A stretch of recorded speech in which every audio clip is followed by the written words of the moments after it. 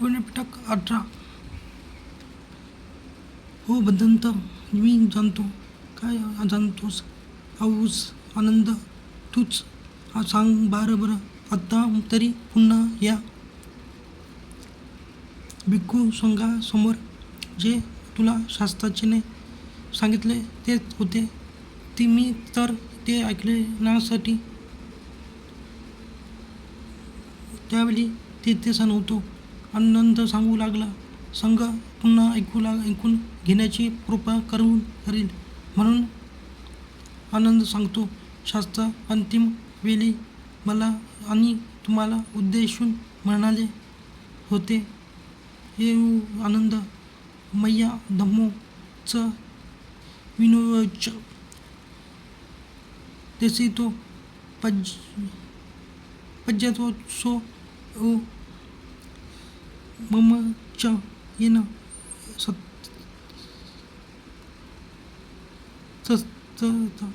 ती आनंद मी तुम्हाला च्या धम्म आणि विज्ञानाचा उपदेश दिला.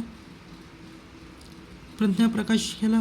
तोच माझ्या महापरिनिर्वाणानंतर तुमचा शास्त्र असेल. ते हे ऐकून महाकश्यप बकुलास म्हणाले, म्हणजेच औस बकुल, आपणासाठीच शास्त्राने ऐकण्याची आवडे मोठे बुद्ध शासन आपल्या हवाली करून ते महानिर्वाणास्त झाले. तेव्हा बकुल आपणासाठी सोडलेला शास्त्र म्हणजे ते त्याचे बुद्धवचन अर्थात धम्मवचन आणि विनय याचेच आपण शरणागमन झालो पाहिजे. त्याचे परीक्षण करण्यासाठी सहज राहिले पाहिले नसता येणारी पिढी आपणाला दोष देईल की भगवंताच्या परिनिर्वाणानंतर शास्त्राचा भिक्खू संघच राहिला नव्हता. ही कलंक भावी पिढी आपल्यावर लावू नये म्हणून बकुल आपण शास्त्राच्या भिक्खू संघाने उत्साहित होऊन बुद्ध आणि धम्माच्या अनुस्मृतीचे संरक्षण आणि म्हणून त्याला जतन करण्यासाठी शास्त्राच्या वचनांचे संगायन अर्थातच संकलन करणे आपले प्रथम कर्तव्य आहे. तरी सर्वांनी याकडे लक्षपूर्वक व चिंतनशील होऊन आपल्या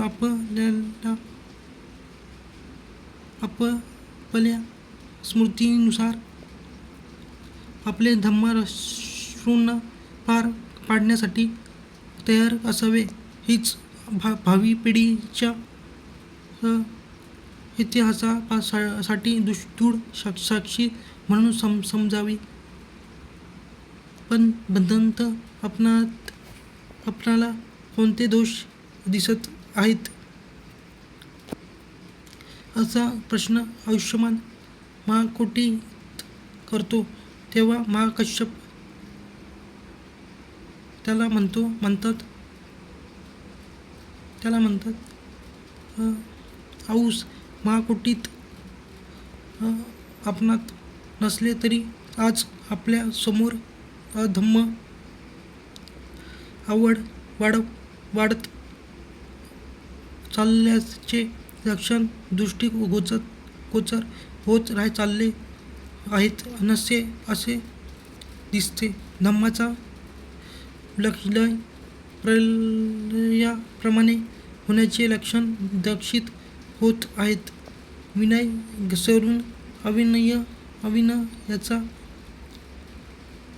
बोलबाला होता दिसत आहे. म्हणून आता मात्र आपणाला सजग होईन.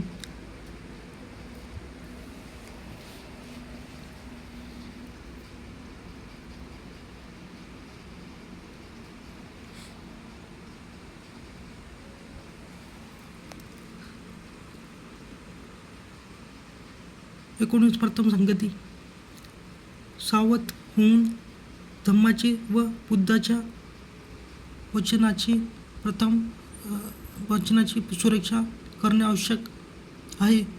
त्यासाठी प्रज्ञावान, स्मृतिमान आणि विनयशील भिक्खूंची सभा बोलावून त्या सभेत शास्त्राच्या वचनाचे संगायन झाले आहे. कारण शास्त्राच्या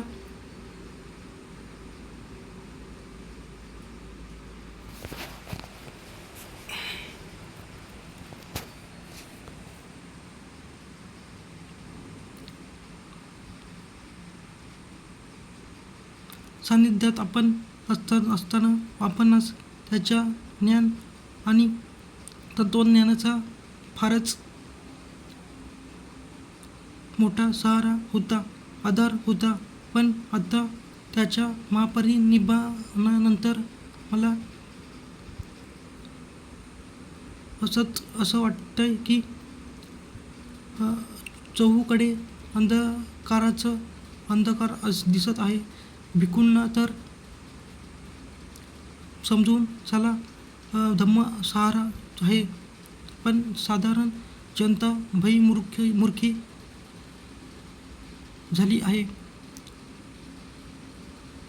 हे सर्व पाहून ऐकून तर बुद्धवचनाच्या सुरक्षिततेसाठी आपणाला धम्म संगायनासाठी ठोस पावलं उचलावी लागतील. तसंच धम्माची व शास्त्राच्या तत्त्वज्ञानाची सुरक्षा होईल आणि येणाऱ्या पिढीला ती दिव्याचे काम करील. भदंत महाकाश्यपजी थोडे शांत होऊन भिक्खू संघाकडे पाहून पुन्हा म्हणतात, औसो, आज मी तुम्हाला स्पष्ट सांगतो की माझे असे म्हणण्याचे कारण काय ते औसो महावेल स्पष्ट बोलण्याचाच आहे. तरी औसो, तेव्हा जेव्हा शास्त्राचे महापरिनिर्वाण झाले होते आणि मी त्यावेळी तेथे नव्हतो, मला ती बातमी मी पावाहून कुशीनगरकडे येत रस्त्यात